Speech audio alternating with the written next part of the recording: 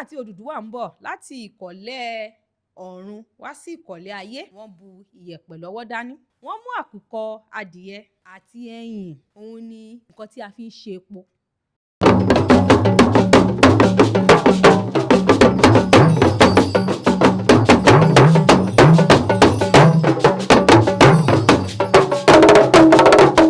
Yorùbá bọ̀, wọ́n ní igi ọ̀pẹ tí a gbìn sífẹ̀, ẹ̀ka rẹ̀ ló tàn kárí ayé.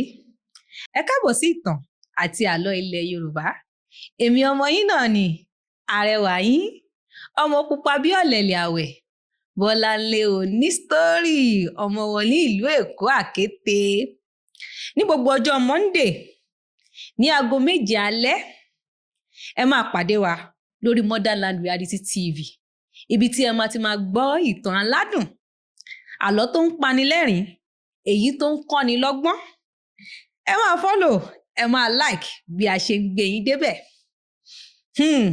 Ní alẹ́ yìí, ọkọ̀ Motherland Reality TV padà sí Ilé Ifẹ̀. Ibẹ̀ láti mú ìtàn tí a fẹ́ sọ wá. Ilé Ifẹ̀, ibi ojúmọ́ ti mọ́ wa. Ọmọ olódò kan ọ̀tẹ̀rẹ̀rẹ̀, ọmọ olódò kan ọ̀tàràrà, odò tó sọ wéréke tó sàn wérèké. Tí a bá wo ìtàn Ilé Ifẹ̀, Ilé Ifẹ̀ ti wà láti ìgbà ayé Kọ́rin-kése. Kódà Ilé Ifẹ̀ gan-an ni Elédùà kọ́kọ́ dá nígbà tí Elédùà fẹ́ dá ilé ayé. Ẹ rò bí a mú purọ́? Mo purọ́, ẹ jẹ́ n sọ ìtàn yìí fún yín. Nígbà tí Elédùmarè fẹ́ dá ilé ayé, Elédùmarè rán Odùduwà, èyí tí a mọ̀ sí odù tó dá ìwà. Nígbà tí Odùduwà dé Ilé Ifẹ̀, ìgbà náà omi ni gbogbo ilé ayé kún fún. Nígbà tí Odùduwà ń bọ̀ láti ìkọ̀lẹ̀ ọ̀run wá sí ìkọ̀lẹ̀ ayé, wọ́n bu ìyẹ̀pẹ̀ lọ́wọ́ dání. Wọ́n mú àkùkọ adìẹ àti ẹyìn, òun ni nǹkan tí a fi ń ṣe epo. Ìgbà tó dé ìkọ̀lẹ̀ ayé, wọ́n bá ilé ayé ní omi. Wọ́n dá ìyẹ̀pẹ̀ náà sílẹ̀. Lẹ́yìn náà, wọ́n mú ìyẹ́ àkùkọ yẹn, wọ́n fi ra gbogbo ilẹ̀. Nígbà náà ni a dá Ilé Ifẹ̀. Ìdí nìyí tí wọ́n máa fi ń sọ wípé Ilé Ifẹ̀, ibi ojúmọ́ ti mọ́ wa. Ilé Ifẹ̀ ni orísun wa. Lẹ́yìn èyí ni Odùduwà mú ẹyìn tán mú wá láti ìkọ̀lẹ̀ ọ̀run, wọ́n gbìn sí ìkọ̀lẹ̀ ayé. Ìgbà tí ẹyìn yìí máa so, ó so igi ọ̀pẹ. Igi ọ̀pẹ yìí wá ní ẹ̀ka 16, èyí tí olóyìnbó pè ní 16. Ẹ̀ka 16 yìí ló bí Ọ̀rànmíyàn, Ọbalùfọ̀n Ògbógbódirin, Ọ̀rànfẹ̀ onílé iná, Olúróyè, Ọbalùrù, òun náà ló bí Láfògìdò.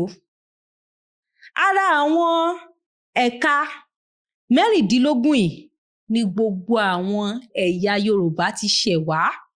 Bí àpẹẹrẹ, Ìjẹ̀bú, Àwórì, Ìpókíà, Ìgbómìnà, Ọ̀wọ̀, Ìṣẹ́kìrì, Ẹ̀gbá, Ìbàdàn àti bẹ́ẹ̀ bẹ́ẹ̀ lọ. Kódà Ìlàjẹ.